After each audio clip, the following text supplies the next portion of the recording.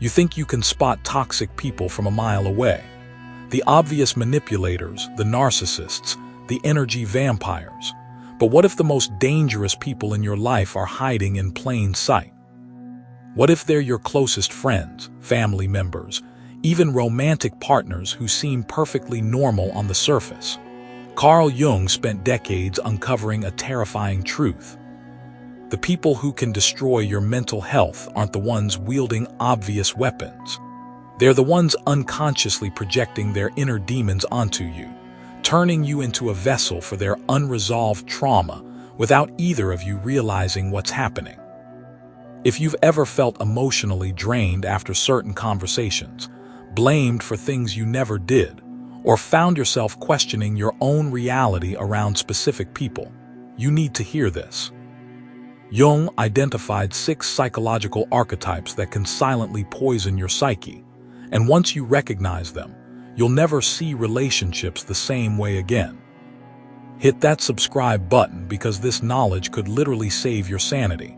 The unconscious projector. This person makes everything your fault, not through obvious blame, but through subtle emotional manipulation that leaves you questioning yourself.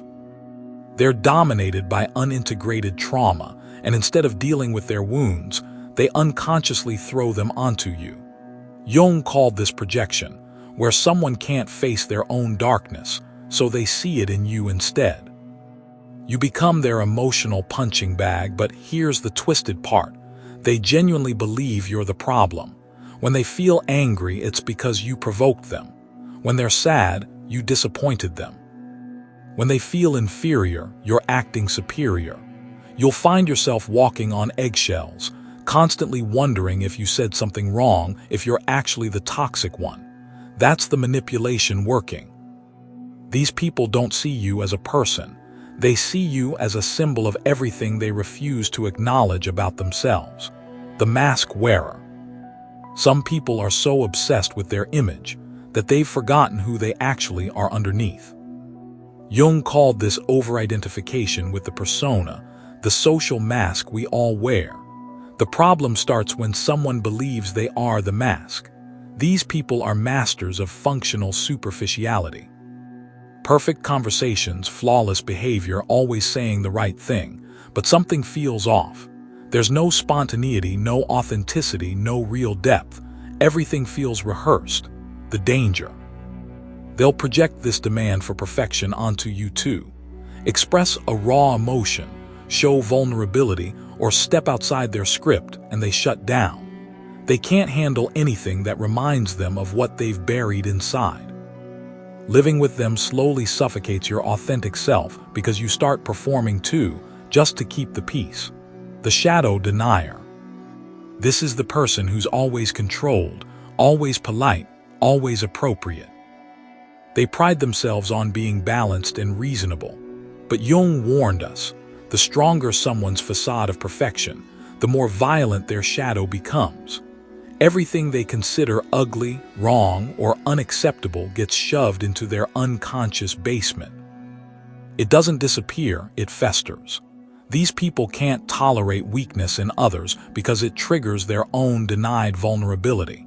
They react poorly to emotional intensity because it threatens their carefully constructed control. Then one day, the dam breaks.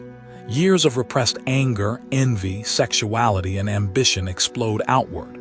The perfect person becomes cruel, vindictive, and destructive. You'll wonder where this monster came from, but Jung knew. It was always there, growing stronger in the shadows. The moral tyrant. These people weaponize virtue. They position themselves as ethical authorities, constantly pointing out others' flaws while remaining blind to their own darkness. Jung saw this as one of the most insidious forms of psychological abuse because it's disguised as righteousness. They genuinely believe they're helping you by criticizing, controlling, and shaming you. It's for your own good, they'll say. Someone needs to tell you the truth, but their truth is contaminated with projection. They're condemning in you what they can't accept in themselves. Living with a moral tyrant means feeling constantly guilty, watched, and diminished. You start internalizing their judgment, repressing natural parts of yourself to fit their impossible standards. Their morality becomes your prison, the emotional bomb.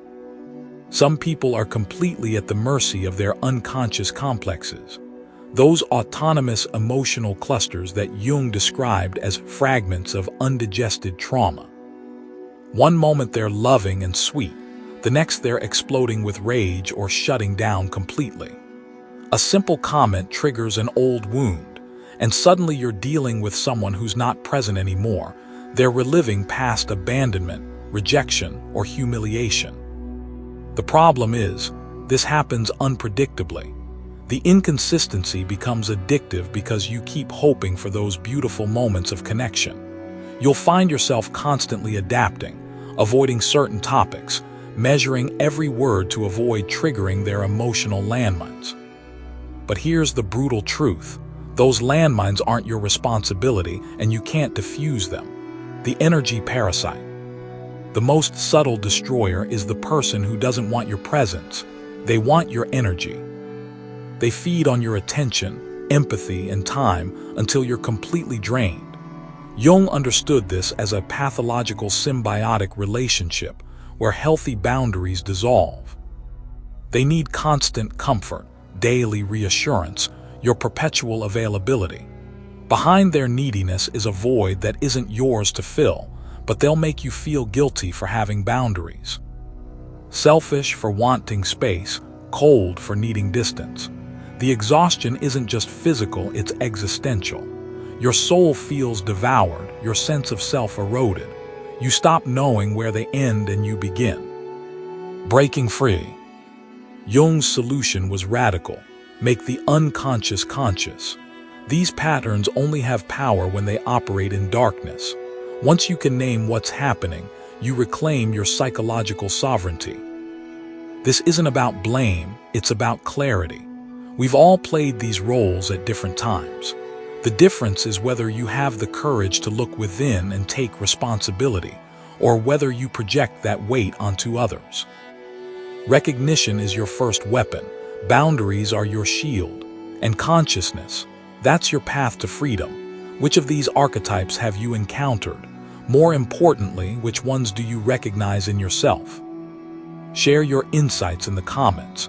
Your awareness might be exactly what someone else needs to break free from their own psychological prison.